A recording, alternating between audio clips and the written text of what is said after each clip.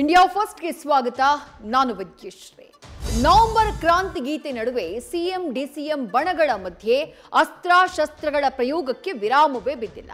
ಇಷ್ಟು ದಿನ ಮೌನವಾಗಿದ್ದ ಡಿಕೆಶಿ ಬ್ರದರ್ ತುಟಿ ಬಿಚ್ಚಿ ಹಣೆ ಬರಹದ ಜಾತಕ ನುಡಿದಿದ್ದಾರೆ. ಕ್ರಾಂತಿ ಕನವರಿಕೆ ನಡುವೆ ಡಿಸಿಎಂ ಡಿಕೆಶಿ ದಣಿವು ಮಾಡಿಕೊಳ್ಳಬೇಡಿ ಅಂತ ಸ್ವಪಕ್ಷೀಯರಿಗೆ ಅಡ್ವೈಸ್ ಕೊಟ್ರೆ, ಅತ್ತ ಕೇಸರಿ ಪಡೆ ಹಸ್ತದ ಕಿಚ್ಚಿನಲ್ಲಿ ಬೆಂಕಿ ಕಾಯಿಸಿಕೊಳ್ಳುವುದನ್ನ ಬಿಟ್ಟಿಲ್ಲ. ಸಿದ್ದರಾಮಯ್ಯ ರಾಜ್ಯ ರಾಜಕೀಯದಲ್ಲಿ ಪಳಗಿದ ಹುಲಿ ಅನ್ನೋದ್ರಲ್ಲಿ ಎರಡು ಮಾತಿಲ್ಲ. ಕಾಂಗ್ರೆಸ್ ಪಾಲಿಗಂತೂ ಭಾಗ್ಯವಿದಾತ. ಸಿದ್ದರಾಮಯ್ಯ ನಿವೃತ್ತಿಯಾದ್ರೆ ಹಸ್ತದ ಬಲವೇ ಕುಗ್ಗಲಿದೆ ಅಂದ್ರೆ ಸ್ವಪಕ್ಷೀಯರೇ ಹೌದು ಹುಲಿಯ ಅಂತಾರೆ. ಜೊತೆಗೆ 2028ಕ್ಕೂ ಸಿದ್ದರಾಮಯ್ಯ ಅವರೇ ಕೈ ನಾವಿಕ ಅಂತ ಬ್ಯಾಟ್ ಬೀಸಿದ್ದಾರೆ. ಇರಲಾರದೆ ಇರುವೆ ಬಿಟ್ಕೊಂಡ್ರು ಅಂತಾರಲ್ಲ, ಹಂಗಾಗಿದೆ ಸಚಿವ ಜಮೀರ್ ಅಹಮದ್ ಸ್ಥಿತಿ.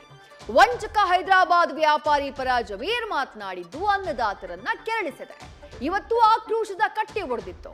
ಚಿಕ್ಕಬಳ್ಳಾಪುರಕ್ಕೆ ಬಂದ ಸಚಿವರಿಗೆ ಅನ್ನದಾತರು ಕ್ಲಾಸ್ ತೆಗೆದುಕೊಂಡ್ರೆ, ವಂಚನೆಗೊಳಗಾದ ಉದ್ಯಮಿ ರೈತ ಜಮೀರ್ ವಿರುದ್ಧ ರಕ್ತದಲ್ಲಿ ಡೆತ್ ನೋಟ್ ಬರೆದಿದ್ದಾರೆ. ಇದರ ಬೆನ್ನಲ್ಲೇ ನಾನವನಲ್ಲ ಅಂತ ಜಮೀರ್ ಜಾರ್ಕೊಂಡಿದ್ದಾರೆ. ಹಾಸಿಗೆ ದಿಂಬು ಸಿಗುವ ನಿರೀಕ್ಷೆಯಲ್ಲಿದ್ದ ಚಾಲೆಂಜಿಂಗ್ ಸ್ಟಾರ್ಗೆ ಕೋರ್ಟ್ ಶಾಕ್ ಕೊಟ್ಟಿದೆ. ದರ್ಶನ್ ಬೇಡಿಕೆಗೆ ಸೊಪ್ಪು ಹಾಕದೆ ಅದೆಲ್ಲ ಸಾಧ್ಯ ಇಲ್ಲ ಅಂತ ತೀರ್ಪು ನೀಡಿದೆ. ಆದ್ರೆ ತಿಂಗಳಿಗೊಮ್ಮೆ ಚಾದರ್ ಬಟ್ಟೆಗೆ ಪರ್ಮಿಷನ್ ಕೊಟ್ಟಿದ್ದಕ್ಕೆ ಕೊಂಚ ರಿಲೀಫ್ ಆಗಿದೆ. ಬಟ್ ಅಕ್ಟೋಬರ್ 31ಕ್ಕೆ ದೋಷಾರೋಪ ನಿಗದಿ ಮಾಡೋಕೆ ನಿರ್ಧರಿಸಿದ್ದು ದಾಸನ ಎದೆ ಬಡಿತ ಹೆಚ್ಚಿಸಿದೆ. ಪೂರ್ವ ಕರಾವಳಿಯಲ್ಲಿ ಆತಂಕ ಸೃಷ್ಟಿ ಮಾಡಿದ್ದ ಮೋಂಥಾ ಚಂಡಮಾರುತ ಬಂದಷ್ಟೇ ವೇಗದಲ್ಲಿ ಸೈಲೆಂಟ್ ಆಗಿದೆ. ಕಡಲ ತೀರಕ್ಕೆ ಅಪ್ಪಳಿಸಿ ಬೊಬ್ಬಿರಿದು ದುರ್ಬಲಗೊಂಡಿದೆ.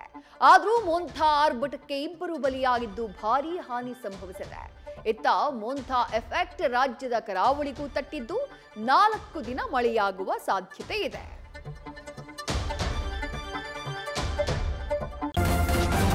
ನ್ಯೂಸ್ ಫಸ್ಟ್ ನಿರ್ಭೀತಿಯಿಂದ ನಿಮ್ಮ ಪರವಾಗಿ.